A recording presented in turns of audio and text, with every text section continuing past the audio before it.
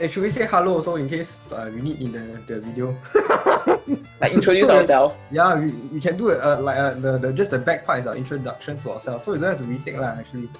Have you seen the advertisement before? The hi, my name is Dominic. Never leh. Or you saw the try Imran one? Both also have. Oh no, the Imran one I saw. Okay, can you all like that? Confirm Then I'll do mine already. What's my Hi, welcome back to my channel. My name is Gavin. We should get it rolling. Okay, action, take one. Okay, can should be okay, right? I think you just back we just try.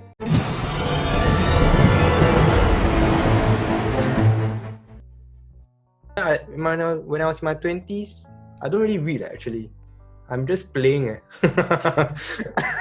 I'm spending most of my time playing. I was into a lot of card magic. I thought I wanted to be a magician last time, so I went into that whole path of like cards. I still have cards now, like here and everything lah. So I was very into cards. But then now I realize I think I need to increase some knowledge in improving my financial stability, because it's quite scary lah living in Singapore. I think being one of the richest country, and now with this whole COVID thing I think everyone's quite panicking, or maybe just me, I'm panicking. How about you How you feel about this whole COVID situation? Actually, I feel quite calm. Maybe I don't know, is it because maybe our organization are more essential services, like okay, we'll be fine. It could also be not sure if you heard before the emergency fund. There's this concept on the emergency fund. So if you have emergency fund set in place, emergency fund meaning maybe 6 months or even 1 year of your expenses, most probably in any situation you should feel not as panicky, because you know that even if you're out of a job or something bad happened to you, your emergency fund would be able to handle most stresses. It might not be able to handle everything, but it could handle certain stressful. I get it. I think that's something that if we start early, we won't be so panicked lah. Okay, I mean I'm quite lucky. I do have an emergency fund. I did save up, and I think part of also like releasing some stress is to find ways to what helps you cope when you're stressed lor. I think that's something I also talk a bit about my channel. You can check out the video like how to manage stress, and how sometimes all this stress can cause more problems lah. And can cause you to have sleepless night and all these kind of things. So actually stress is a real thing even in this situation, and I think these are some things I will also tell myself as my 20s to maybe learn how to manage stress by either talking to somebody or finding ways that you find helpful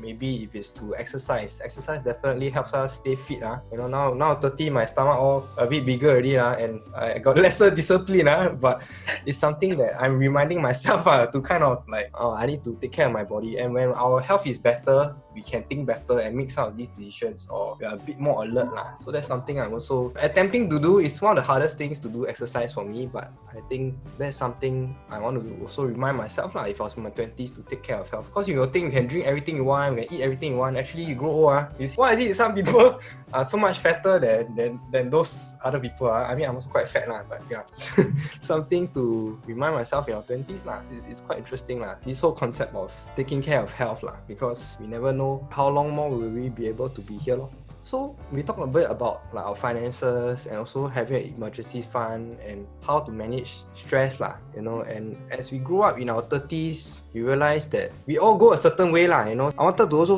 check with you when you find out your job, right? Currently the job that you're working at, how do you come about finding this job that you are working at? Or currently, are you still working? Yeah, currently still working at this social service organization where I know. How has it been like what made you go into this whole social service sector actually? This one I shared in one of my videos in the channel trailer. Last time I made this channel trailer. I don't know where will our link be, here or here. I don't know. But anyway, previously I was working at admin job, but the company closed down. At that point of time, I already had emergency fund, so I didn't really have any plans where to go for that. But I started to do ad hoc jobs here and there. Then there was this boardroom which wanted to give me a contract but then I knew one of the person who is working at this social service organization for quite some time, and I noticed that he has been working there for a very long period of time compared to the rest of my friends, or friends my age so most of them would hop around jobs. So I'm curious to know what's the reason Then I met him, and to him it feels like he he found some meaning in his job. So it's not just making money to pay for his bills. I think similarly, like finding a purpose, like you were saying, I think it's quite important, even for ourselves. I think as our own development, knowing what are we passionate about or what we do, it will come out in our work. I think similarly for me, like we used to work in the same social agency, and currently I kind of switched, but I'm still in the same line. I mean, I'm working with also different people who, like remember earlier I talked about personal development, and also sharing with some of these people ways to improve their lives and manage some of their issues. And I think that's something. Similarly, I think purpose is quite important for me, and that's why I really enjoy the work, I really enjoy it. And sometimes we can spend so much time working that we don't take a step back and see what's next for my life, And I think I've also been on this journey a couple of weeks to talk about what is essential. It's called Essentialism. It's this journey where we do things. I can put a link to the video they really talk about what are essential things we do in our lives. Like there are some things that are non-essential, like essential things could be, if health is important, I'll focus a bit more on exercising. But for example, if you know this is not helping you reach your goal, you might decide to kind of put it aside. So that's also a bit about personal development or how we decide to spend our time. And I think time management is quite important. And that's something that I'm still discovering. I'll probably see more in my videos coming up. What is this whole concept that I'm also learning about? Oh, okay. I got one question about your magic hobby. Have you ever tried to make money with it? I think because of my lack of confidence, right? Actually,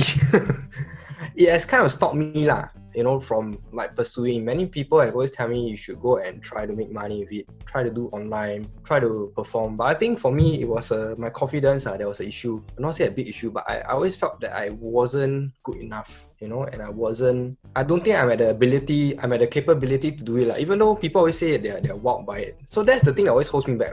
So that's why when I talk about personal development, I also try to push beyond some of this mindset. If I keep telling myself this, right, actually, then I'll never get out to do something. So now I also whenever I do it, right, it's more my own therapy kind of thing. Is to relax and to try to. But it's a good point there. You have that sometimes we can use some of our skills to help fund certain things. So how about you, when you think about your hobbies, what is it that's helped you with this journey you're on financially or your own personal journey? Hobby, I don't really think I have much hobby, but quite boring. But I believe there are certain things that we do that seem to have no purpose, but we still do them. Then those could likely be our hobby, things that interest us. That's why we do them. They might not result, or they might not have a clear goal in mind. So for my case, I would say it would probably be reading up on history. Because I'm not going to be a history teacher or not going to the museum to work, so reading all this history don't really help me directly. But because of the interest in reading those stuff, I believe it helped in investing. Because reading annual report and understanding how each part work with the others. So I think reading has been something that's very big for you, from what I'm hearing. Since you're young until now, actually you've been reading quite now it's smaller, half an hour to an hour a day. So it's much smaller now. Wow, I think it's very good. I think this is a very good habit. Really, I think if you ask me, I tried it a while, but sometimes I find it a lot of words. But if something that's interesting, maybe I can do. But I'm a more visual person, like how I learn, I only found out when I was taking my exam in uni, I'm a visual person. So my stuff, people write a lot of notes, right, on how to memorize and all this. Mine is all drawings. So my book was I drew a lot of things on my book.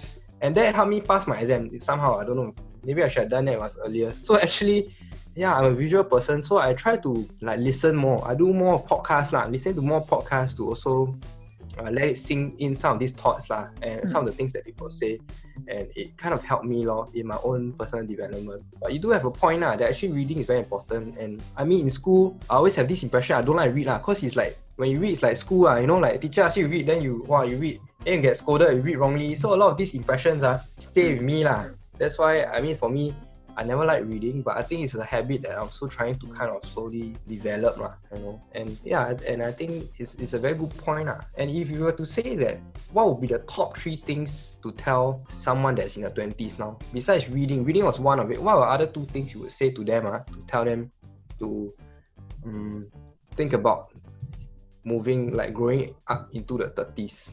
What will be another 2 things? Lifestyle inflation. So previously, since NS days, you can see people around in NS, usually they don't spend a lot. then most of them would take money from their parents. But there are some who don't. Then those who don't, they are really disciplined because they manage to spend that meager sum of money every single month. Then when they started to go out to work, their income increases a lot, then their expenses also increase. So that's lifestyle inflation. When your income increases, then you also tend to want to increase your expenses to match up to it. So I guess one of the warning is that. Okay, so one thing is reading and being aware of lifestyle inflation and I think these are very, very, very important points especially growing up. Like these are not things that we will go and consider and I also wish if someone told me that when I was younger. I think when I was younger, many times I think I came from quite a well-to-do like middle class kind of family, so I'm quite fortunate and I didn't have to really be worried too much about money. But that also kind of framed my mindset If I tell someone in 20s is to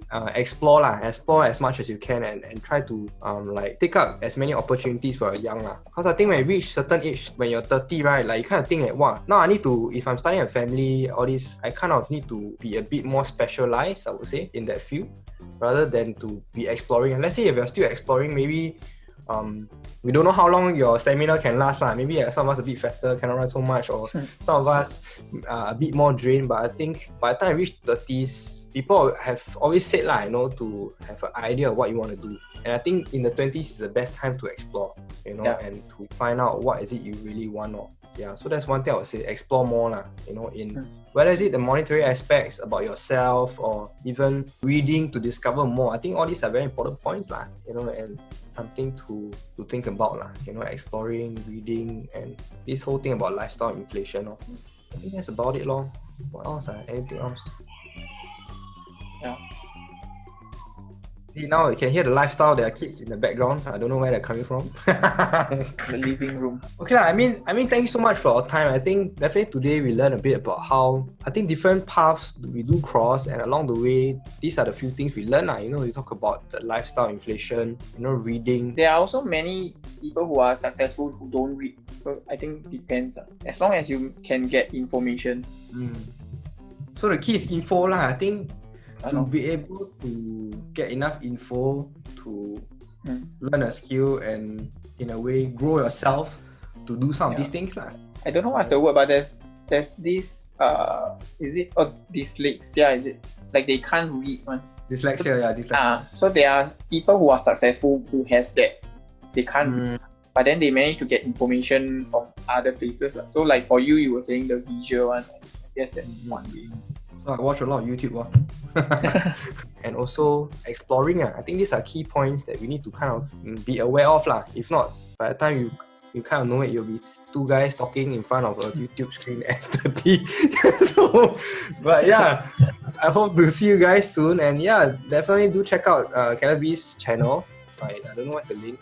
And you can check out my channel. I don't know what's the link also. GGST1989. Okay. Now you have to edit the video. The edit takes ages. Because the way both of us edit will be different. It'll be quite funny to see how it turns out actually.